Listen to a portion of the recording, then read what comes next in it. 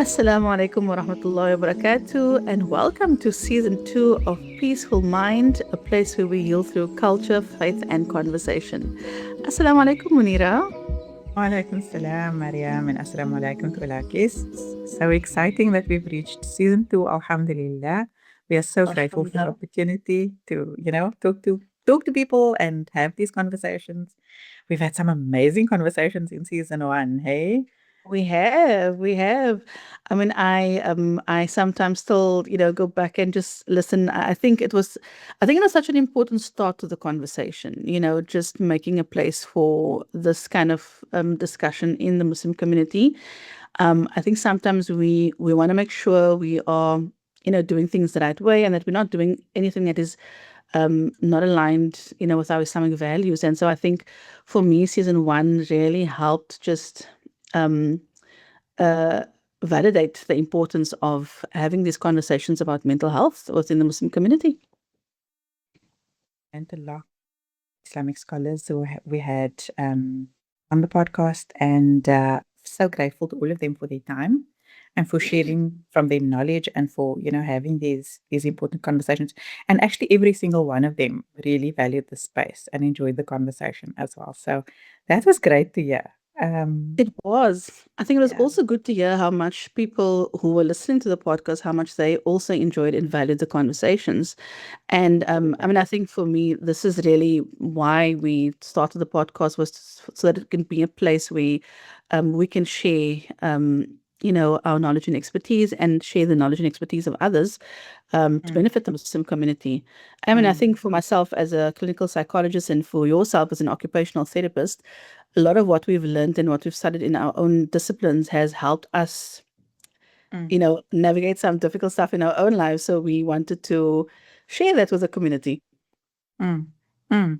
Share some of our knowledge and also share some of our experiences, but also to listen and to learn more. I think a lot of those conversations were, things that I'd never heard before, and things that we were, and it started from you and I writing together. Both as PhD students sitting and writing together and having these conversations and thinking, wow, this would be interesting to a lot more people. And then actually inviting experts into the space and saying, can we learn more from others and actually share those conversations with other people? So, alhamdulillah, I'm happy that it resonated with people.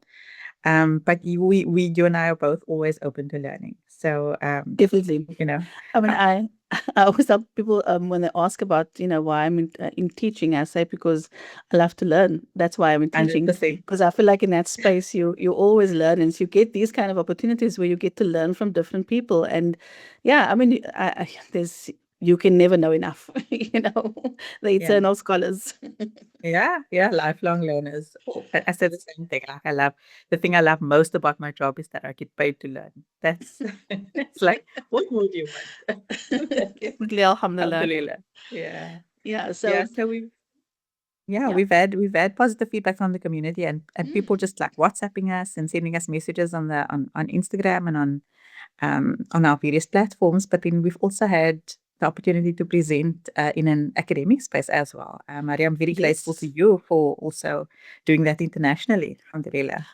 And you forgot that you did the first presentation in our local co-create conference, where we spoke about the podcast, and then I Correct. presented recently at an international conference. And I must say, it was so well received, the idea of using the podcast platform as a means to share information about mental health.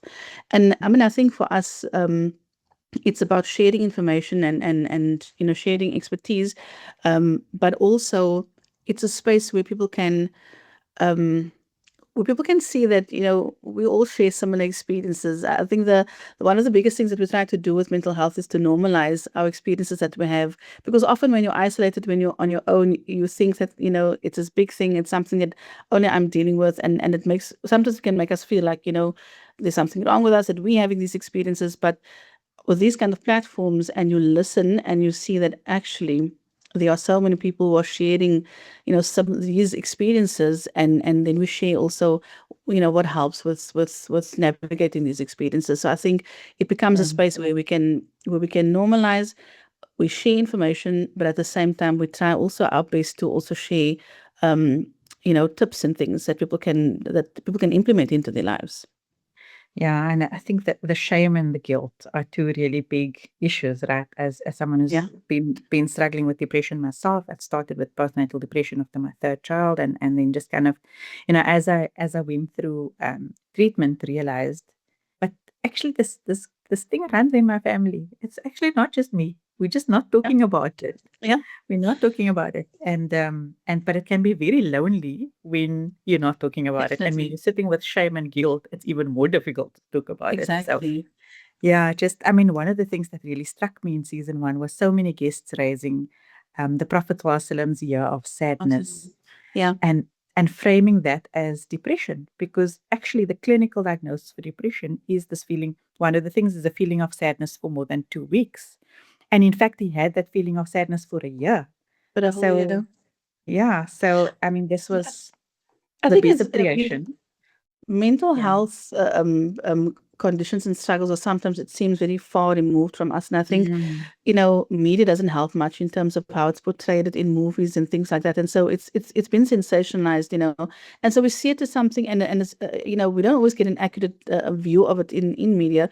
And so it seems like something that is very far removed and something very, something very big, but it's everyday experiences that people have, and it's when there's a difficulty with managing, our daily activities, and it's not an identity. It's not an identity. It doesn't become something that stays with you. It's experiences that we have, and sometimes we are able to work through it on our own, and sometimes we need that additional support to help us work through it. And so I think this conversation, I mean, from some of the feedback we've received um, from our audience, is that just understanding that, and being able to, like you say, being able to, what is what I'm looking for, relate to yes. what we're saying, Yeah. and bring it back to themselves. Yeah. And also then just acknowledging that this comes directly from your PhD research, which you're actually Yeah, still busy with. So I'm so in awe of you for actually implementing and getting research out, out there and creating yeah, a way of communicating research yeah. findings, but also moving the work forward. I was at a conference recently where we heard that the research to practice gap is 18 years. That means that from the time that the research is done to the time that it actually gets Wow. into practice is, I mean, 18 years. That's crazy. That's a That's a whole adult. long time.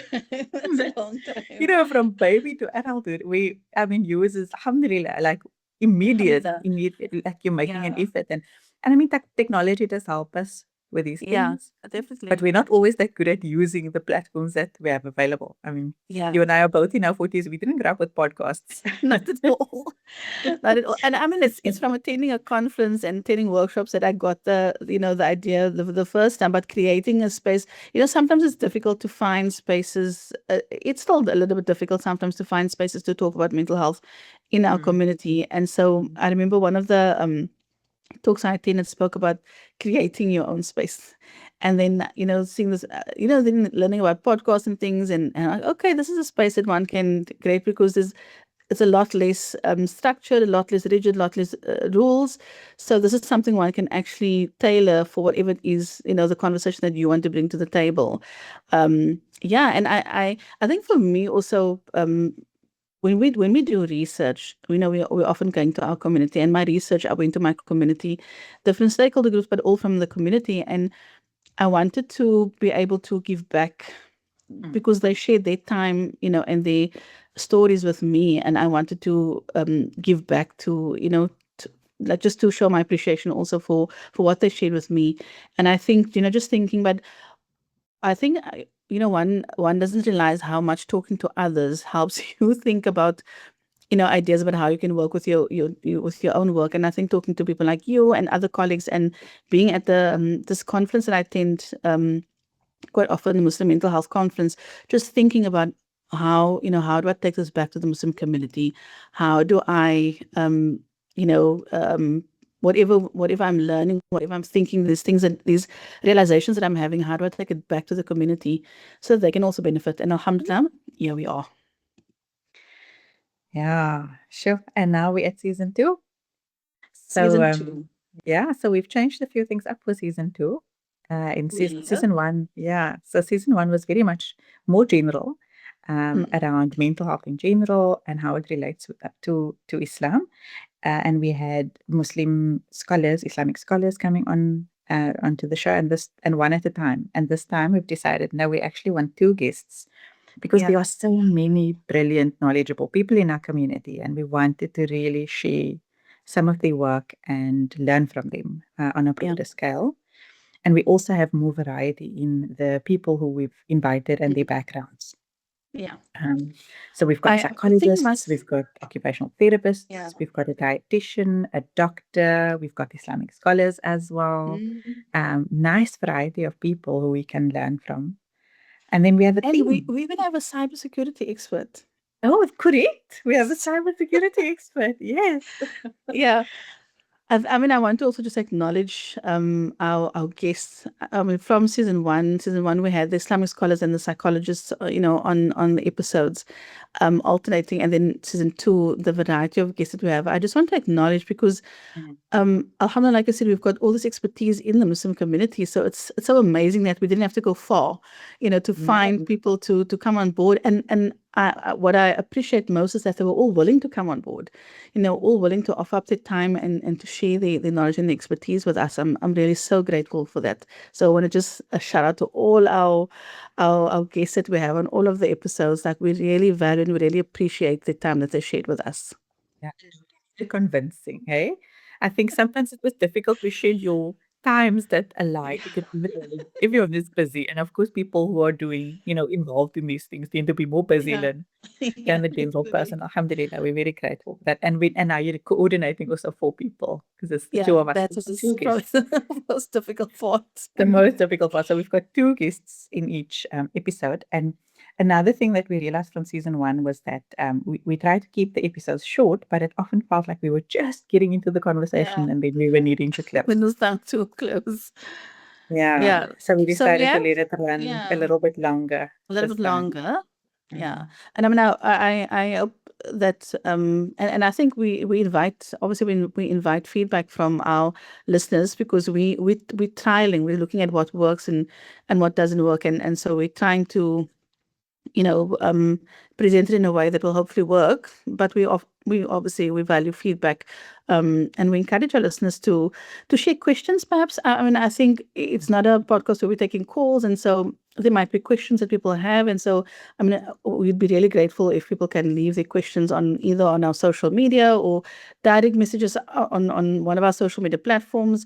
I think we our email address will also be on our social media platform, so you can email us as well. Either if there are questions on particular episodes that we have or particular topics, or if there are suggestions that they'd like to share with us of what they'd like to see next. And Mm, maybe we should talk a little bit about the theme of season two. We've got mm, additional guests. The episodes are a little bit longer. So we're just mm, preparing everyone. But mm. also what we've done is that we've structured it. I don't think many people are familiar with psychology theories, but there is one theory that we both sort of liked as a way to structure the season, which is around the different stages of life. And so it's mental health across the lifespan, um, starting at with infants, and we had an infant mental health specialist on Maternal and mother, infant the mental health. maternal and infant mental health, Mm, going to early childhood, mm. middle childhood, school going age, adolescence, Adolescents. and then adulthood. So we have our early, middle, and late adulthood as well. And I think what we were trying to bring across with the structure is that they at different life stages. Firstly, there are different. We are developed differently at these different stages. So we see the development from that infant, Mm, from that stage up until the time you're an adult. And at each stage, the development is different, but the experiences and the challenges are also different. And so that's what we were yeah. trying to bring across. Yeah, yeah. Just to highlight the differences between the life stages and what the challenges could be at the various stages. Also, Mm, how to support someone mm, in those stages. Whether if you're in that stage or you have a family member who's in that life stage, how to support them and what kind of mental health challenges might be facing them at that stage. And so yeah, so we've kind of focused it on those age groups or areas of the lifespan, and then brought in experts to talk about specific topics within those age groups. And we hope that people enjoy and that it resonates.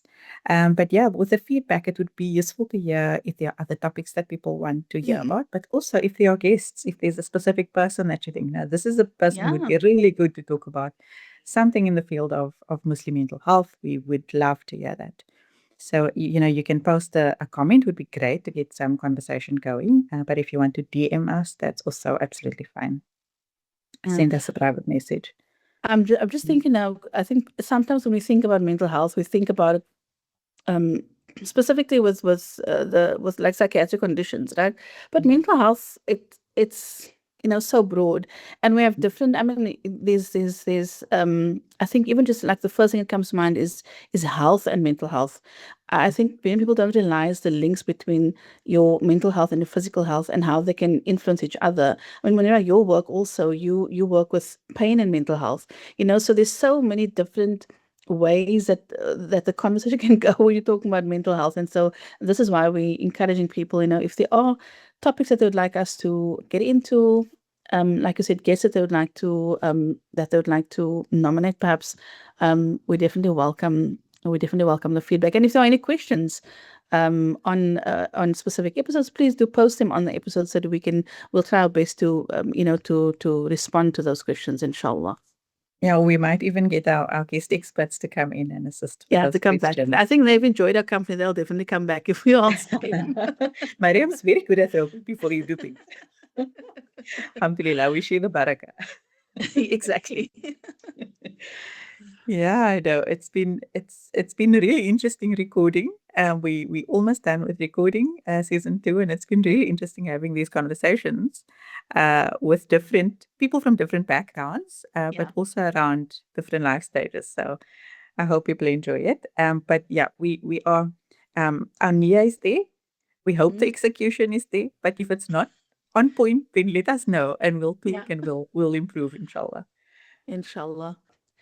And also, we have to acknowledge that none of this is possible without our very capable production assistant, Nuria Bahad. I think Munira and I would be totally lost. The podcast would be lost without her. So we just want to acknowledge all hard work. And even though she's behind the scenes and she prefers to be behind the scenes, we do want to acknowledge all the hard work that Nuria puts in to help us get the podcast from, the planning and the recording to the actual product that you see at the end of the day, or that you hear at the end of the day. Mm.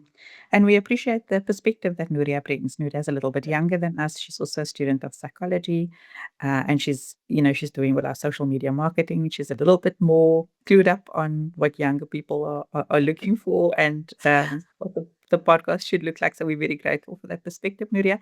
And of course, for all of the hard work, the hours and hours of cleaning up the audio, making it sound good, making it look good, and uploading and, marketing and all of that. So I'm very grateful to Nuria, and may Allah bless you and your family for everything that you've Ameen. done to And make reward this her. accessible for our community. Yeah. Because Nuria is also, I mean, I want to say that, a lot of what she does, she's doing it because, like us, she, wants to do things for the community and doing it for the sake of Allah. So, I mean, it's so beautiful to see that she's young and she's mashallah so knowledgeable on things that we sometimes are not. And so this is, I mean, another place where we learn a lot from Nuria, and we hope inshallah that she learns from us as well. But we want to show our appreciation for everything that she's put into the podcast thus far and continues to do. Mm. Shukran so much, everyone, and also to the listeners. I mean, what is the podcast without people who are listening? So Definitely. very grateful to everyone who has listened and especially to the people who've taken time to send us feedback. Whether it's been online or whether it's been individual messages to us, we're very grateful, and we've actually used that in making the program better. We hope that it's better for season 2, but inshallah, we will continue to improve. Inshallah. Shukran again to everybody. And so we move into season 2. Bismillah. Here we go. Bismillah. Assalamu alaikum wa rahmatullahi wa barakatuh. Wa alaikum salam wa rahmatullahi wa barakatuh.